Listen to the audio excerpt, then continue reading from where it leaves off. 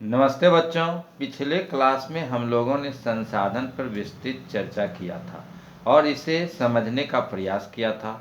आज हम लोग संसाधन पाठ के स्मरणीय तत्व तथा प्रश्नोत्तर को देखेंगे। स्मरणीय तथ्य को याद रखने से आप और ऑब्जेक्टिव क्वेश्चन बना सकते हैं, साथ ही साथ किसी प्रकार का और भी क्वेश्चन पूछता है तो वो भी आप बना सकते हैं। तो आज हम लोग सामाजिक विज्ञान के संसाधन एवं विकास विषय अंतर्गत हम लोग अध्याय फर्स्ट, कौन सा अध्याय?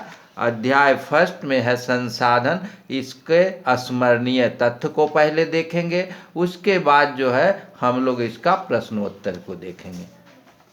तो हम लोग अब इसके स्मरणीय तथ्य को देखते हैं बच्चों। स्मरणीय तथ्य को अगर हम देखें तो प्रकृति में पाई जाने वाली सभी वस्तुएं जो हमारे लिए उपयोगी है क्या कहलाता है? संसाधन कहलाता है। क्या कहलाता है बच्चों? संसाधन कहलाता है। प्रकृति में पाई जाने वाली सभी वस्तुएं जो हमारे लिए उपयोगी है क्या कहलाता है? संसाधन कहलाता है। दूसरे शब्दों में प्रत्येक वस्तु जिसका उपयोग आवश्यकताओं को पूरा करने के लिए किया जा सकता है क्या है? संसाधन, रिसोर्सेस है। अब संसाधन भौतिक और जैविक दोनों हो सकता है। भौतिक संसाधन के अंतर्गत मृदा, भूमि, जल, खनिज आदि आते हैं, जबकि जैविक के अंतर्गत वनस्पति, जीव जंतु, मानव आदि आते हैं। अब पेटेंट से तात्पर्य किसी विचार अथवा आविष्कार पर एकमात्र अधिकार से है। क्या है? एकमात्र अधिकार से है। अब समय और प्रौद्योगिकी दो महत्वपूर्ण कारक है जो पदार्थों को संसाधन में बदल सकते हैं। समय और प्रौद्योगिकी दो महत्वपूर्ण कारक हैं जो पदार्थों को क्या संसाधन में बदल सकते हैं। किसी कौशल को करने अथवा वस्तु बनाने में नवीनतम ज्ञान का अनुप्रयोग प्रौद्योगिकी या टेक्नोलॉजी कहलाता है। ठीक है, अब हम देखेंगे संसाधन के प्रकार को। तो संसाधन मुख्यतः तीन प्रकार के होते हैं, तीन वर्गों में विभाजित किया जा सकता है।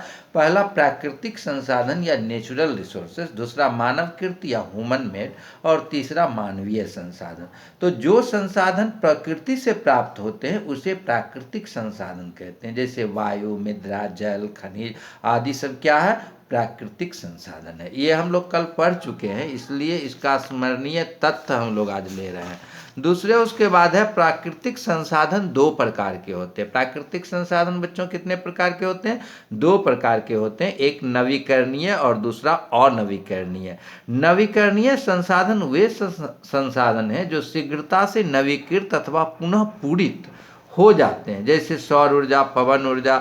जल और वन भी ले सकते हैं, लेकिन जल और वन का अत्यधिक उपयोग करेंगे तो यह भी नष्ट हो सकता है, इसलिए इसका जो है सो पूरित किया जाना बहुत ही जरूरी है। अनवीकरणीय संसाधन वे है जिसका भंडार सीमित है, एक बार समाप्त होने पर जो है पुनः इसे पूरित नहीं किया जा सकता है, जैसे कोयला, पेट्रोलियम आदि। अब प्राकृतिक संसाधन को मूल रूप से मानव द्वारा परिवर्तित करके जो संसाधन निर्मित किया जाता है उसे मानवकृत संसाधन कहते हैं या मानव निर्मित संसाधन कहते हैं। और मानव संसाधन किसको कहते हैं?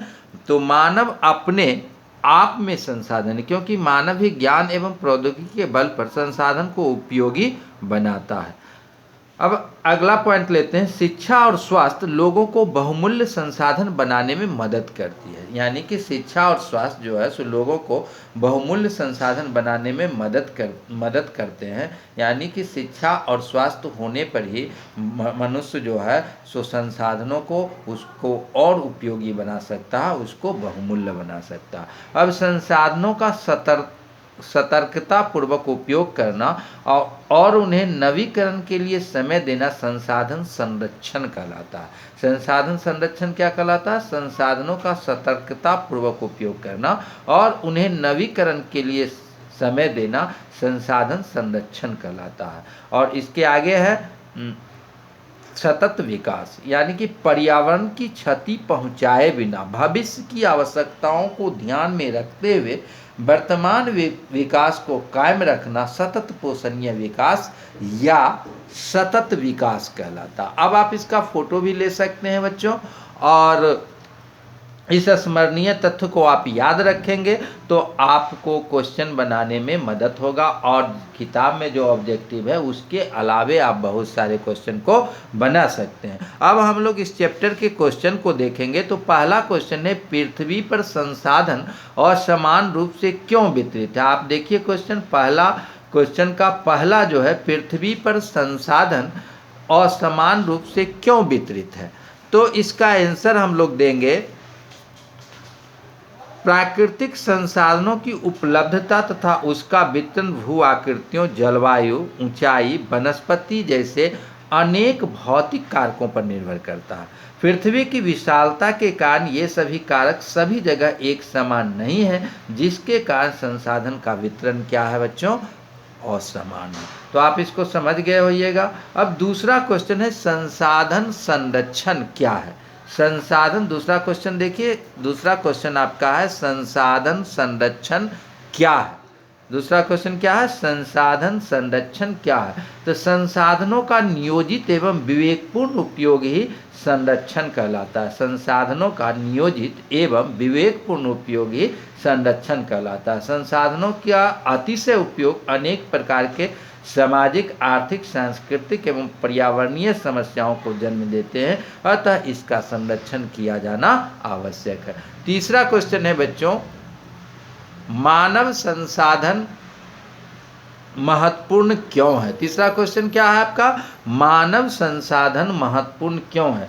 तो मानव संसाधन सर्वाधिक महत्वपूर्ण है क्योंकि मानव ज्ञान और कौशल के बल पर प्राकृतिक संसाधन को उपयोगी एवं मूल्यवान बनाते हैं। अगला क्वेश्चन है, सतत पोषणीय विकास क्या है। चौथा क्वेश्चन, सतत पोषणीय विकास क्या है। तो संसाधनों का उपयोग इस प्रकार करना कि वर्तमान आवश्यकताओं की पूर्ति के साथ साथ भविष्य की आवश्यकताओं को भी ध्यान में रखा जा सके, सतत पोषणीय या सतत विकास कहलाता है। तो आप समझ गए होगिएगा। ये 4 क्वेश्चन आपका है, चारों क्वेश्चन का जवाब हो गया। अब ऑब्जेक्टिव क्वेश्चन है। ऑब्जेक्टिव है, सही उत्तर का निशान लगाइए। आप किताब को देखिए, किताब में है सही उत्तर का निशान लगाइए। पहला, निम्नलिखित में से कौन संसाधन को निर्धारित नहीं करता है। क में है उपयोगिता, ख में है मूल्य और ग में है मात्रा। तो इसका उत्तर होगा मात्रा, यानी कि मात्रा जो है सो संसाधन को निर्धारित नहीं करता है। अगला क्वेश्चन है, निम्नलिखित में से कौन मानव निर्मित संसाधन है। तो क में है कैंसर उपचार की औषधियाँ, ख में है झरने का जल, ग में है उष्णकटिबंधीय वल। तो झरने का जल और उष्णकटिबंधीय वल प्राकृतिक संसाधन है। कैंसर उपचार की औषधियाँ जो है मानव निर्मित है, इसलिए दू का उत्तर क्या होगा बच्चों, दू का उत्तर होगा क, कैंसर उपचार की औषधियाँ। अब तीसरा, कथन पूरा कीजिए। अनवीकरणीय संसाधन डैश होते हैं। तो अनवीकरणीय संसाधन सीमित भंडार वाले होते हैं, यानी कि इसका जो उत्तर होगा ये होगा 3 का क। अब है क्रियाकलाप। तीसरा क्वेश्चन क्रियाकलाप है, रहीमन पानी राखिए, बिन पानी सब सून, पानी गए न उबरे, मोती मानुष चून। तो इस क्वेश्चन में आपको पूछ रहा है, ये पंक्तियां अकबर के दरबार के 9 रत्नों में से एक कवि अब्दुल रहीम खान खाना द्वारा लिखी गई थी। कवि किस प्रकार के संसाधन को और संकेत कर रहा, इस संसाधन को समाप्त हो जाने पर क्या होगा, 100 शब्दों में लिखे। तो कवि किस प्रकार के संसाधन की ओर संकेत कर रहा, तो इसका उत्तर होगा बच्चों, कवि जो है सो जल संसाधन की ओर संकेत कर रहा है। कवि क्या कर रहा है, कवि जल संसाधन की ओर संकेत कर रहा है। इसके समाप्त होने से पृथ्वी पर निम्नलिखित समस्याएं उत्पन्न हो सकती है। पहला, पृथ्वी पर सूखे की समस्या उत्पन्न हो जाएगी।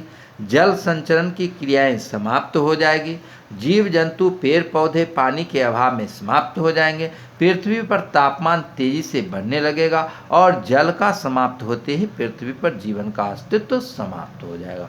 तो ये आपके पूरे पाठ का क्वेश्चन आंसर हो गया। अब अगले दिन हम लोग सबसे पहले अगला चैप्टर 2 अध्याय 2 आपका है भूमि मृदा जल प्राकृतिक वनस्पति और वन्य जीवों का संसाधन। इसका पहले हम लोग बढ़िया से समझेंगे, बढ़िया से जब समझ लेंगे तब हम उसका स्मरणीय तथ्य और क्वेश्चन आंसर जिस तरह अभी कराएं उसी तरह करा देंगे। तो इसको भी 2 वीडियो में बनाएंगे। एक दिन आपको अध्याय 2 का पाठ को बढ़िया से समझ लेंगे और दूसरे दिन जो है सो इसका क्वेश्चन आंसर बनाएंगे। तो धन्यवाद बच्चों।